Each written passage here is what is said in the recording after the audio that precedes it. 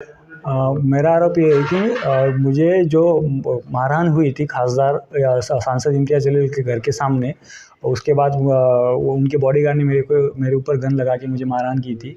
सना फरीन शामिर शेख, उसके पापा शामिर शमसुद्दीन शेख, उसकी मम्मी शबाना बेगम शेख, उसके चाचा ख्वाजा सैयद और उसकी बहन साजिया सदफ।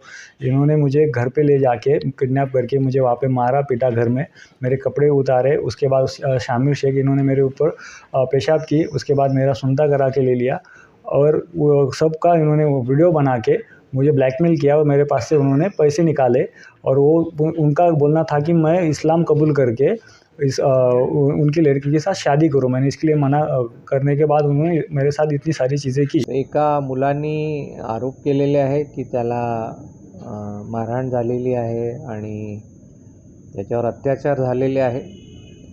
या संदर्भात ACP सिटी यांना चौकशीची ऑर्डर देण्यात आलेली आहे आणि चौकशीमध्ये ते मुलांनी लावलेल्या सर्व आरोपांची शहानिशा करतील आणि एकदा तो रिपोर्ट प्राप्त झाल्यानंतर रिपोर्टमध्ये काय समोर येत आहे त्यानुसार मग आम्ही पुढचा निर्णय घेऊ।